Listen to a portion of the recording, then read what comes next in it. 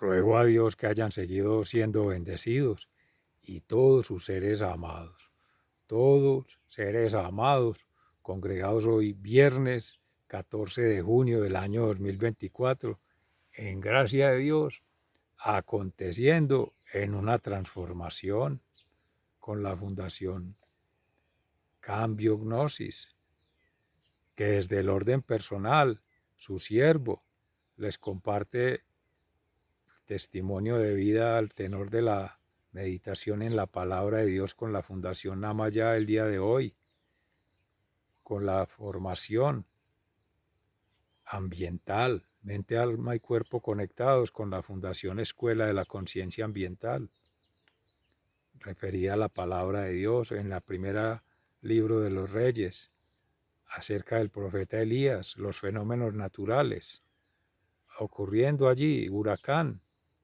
terremoto y fuego, pero allí no estaba el Señor, sino en la suave brisa, en lo más sutil, en lo más íntimo. Luego de Elías haber subido a la montaña, que en el antiguo Israel subía, significaba ir a lo más profundo del ser, en su espíritu interior, auscultando, indagando, preguntándose, llevándolo a la razón, del espíritu a la razón, buscando el alma, conectar allí lo más íntimo, alma, espíritu y cuerpo, buscando integrarse, pero en esa integración está en el adentro, permitiéndole la entrada al Señor, dejándolo pasar sutilmente. Él va permeando como una célula, el paso celular de una célula a otra, que se llama como transporte pasivo. Pero el Cristo que está vivo es activo, va circulando. Pero hay que tener preparada el alma para poderlo recibir. Y hay que tener el espíritu activo para poderlo llamar. Y hay que tener el cuerpo sano, como un sagrario, para poderlo albergar allí. Ese llamado lo hace a través del profeta Elías en el primer libro de los Reyes. El Señor, como profetas, por el bautismo nos ha hecho a todos, sacerdotes, profetas y reyes de ese reino interior, siendo siervos, útiles. Ahí el Señor le va a enviar un reemplazo a Elías. Viene el profeta Eliseo. Elías ha hecho un buen trabajo, matando a los sacerdotes del Baal, de esos ídolos que estaban perturbando al pueblo de Israel, 450 profetas, pero Jezabel había dado orden de buscar a Elías para matarlo, así como había matado a los profetas suyos. Y esta profetisa, encolerizada, llevó al temor, llevó a que se encerrara en su mundo el profeta, en la cueva, que representa allí en la lectura, ese ir a su mundo propio, a sus propios temores, sus propias angustias, sus propios miedos. Pero aparece la salvación del Señor. Ya se prefigura allí la salvación en Cristo, resucitado y resucitador, como un aliento de vida para tomar en su cruz los pecados, las culpas, los delitos, por el daño que se causa a sí mismo, el daño que se causa a otros, el daño que se causa a la humanidad, o también por el bien que no se hace en sí mismo, el bien que no se hace a otros, y el bien que no se le hace a la humanidad también es pecado. Y esa conexión del Antiguo Testamento con el Nuevo Testamento a través del Salmo 27. Buscaré tu rostro, Señor. Ahí se ve ya con el mandato que Jesús hace a través de la lectura sobre el adulterio.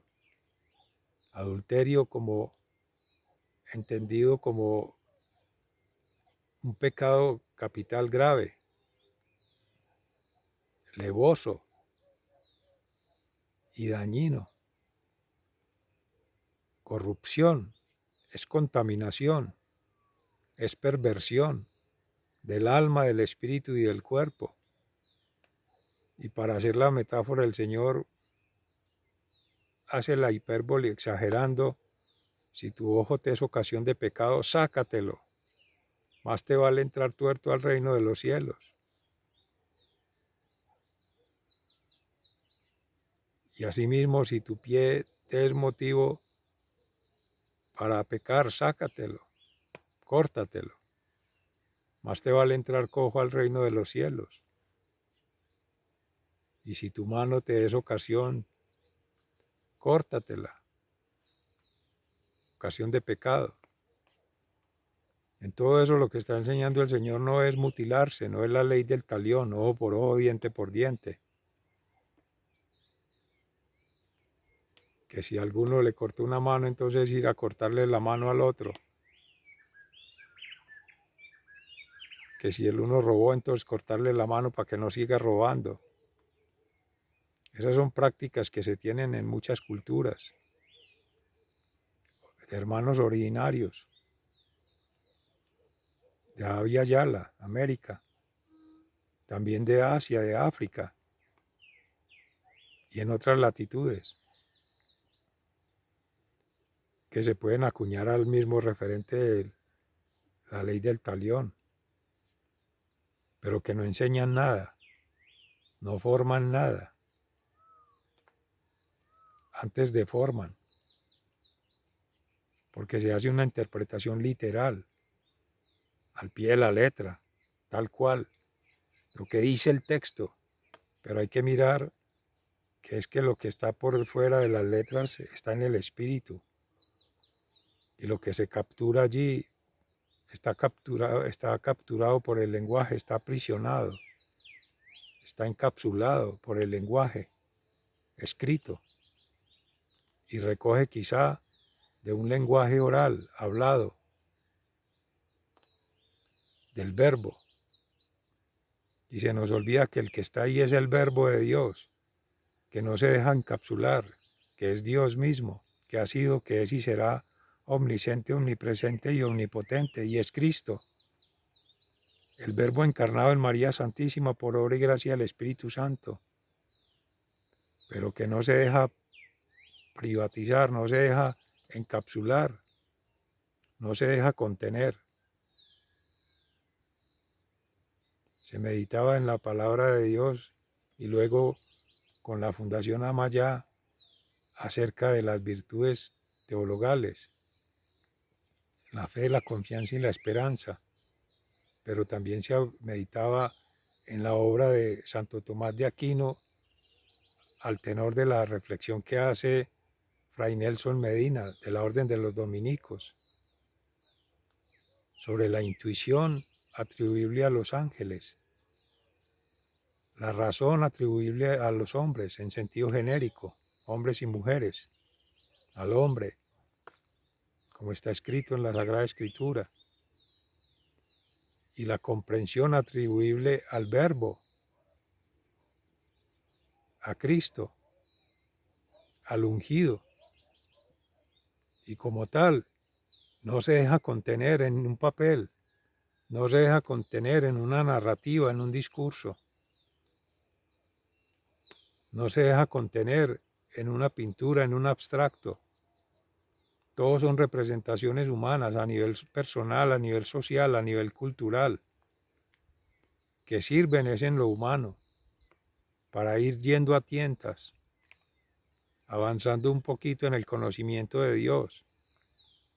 Pero la verdadera conocimiento de Dios está en la experiencia de vida propia, en la experiencia de vida íntima, la experiencia de vida trascendental.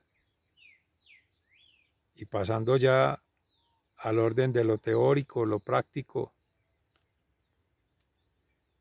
y lo místico, su siervo les comparte de la experiencia de vida sentida hoy a través de las lecturas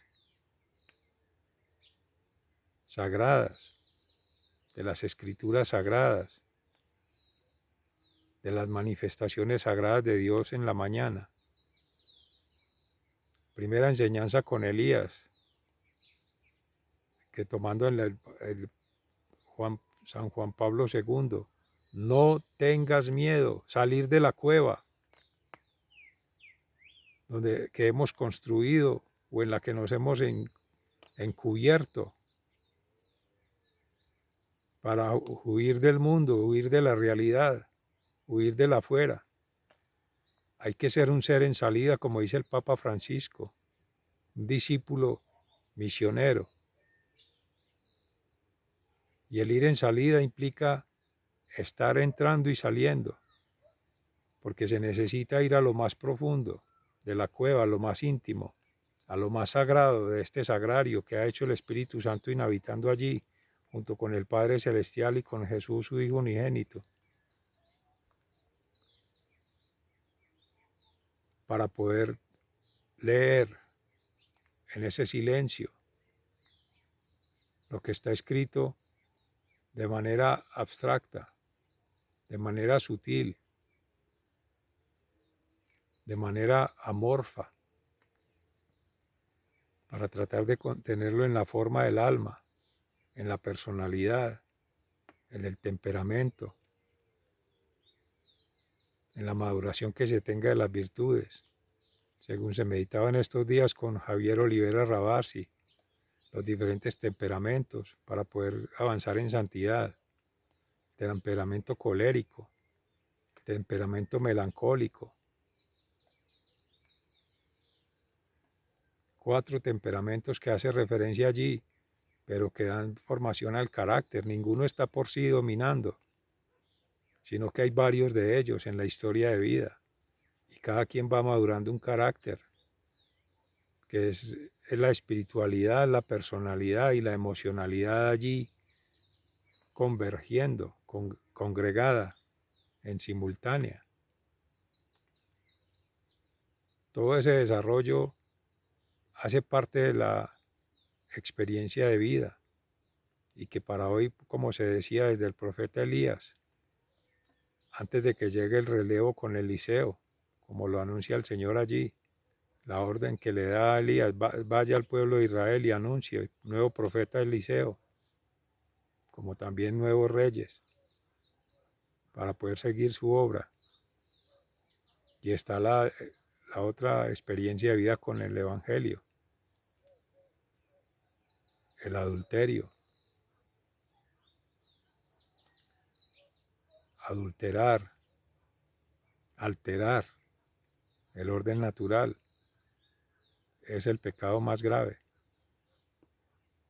Para poder seguir coherente al orden natural y liberarnos de ese adulterio, su siervo les comparte la experiencia de vida de la que hablaremos más brevemente en otros espacios, sobre su obra de vida, de su ser, su vida y su obra, en su formación académica, su formación profesional, su formación intercultural en diversos países de Europa, de América, Avia Yala,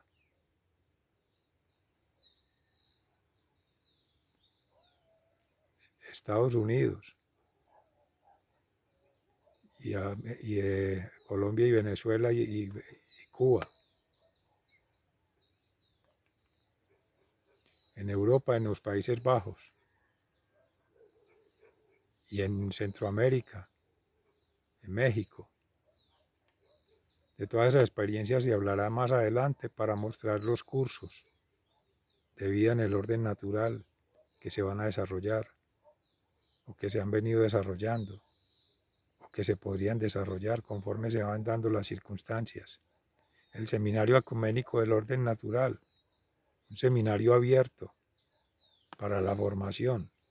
Recuérdese, evangelización, formación y transformación social, cultural y ambiental. Y en esa transformación está el campus. Aquí mismo, Vereda La Estrella, Parroquia Nuestra Señora de las Mercedes, municipio de Jericó, provincia del Cartama, territorio Aviala, Laudato Si. Está disponible para hacer la transformación como se ha venido diciendo estos días. Sigan siendo bendecidos, se les ama fraternalmente, muy agradecido. Hasta pronto.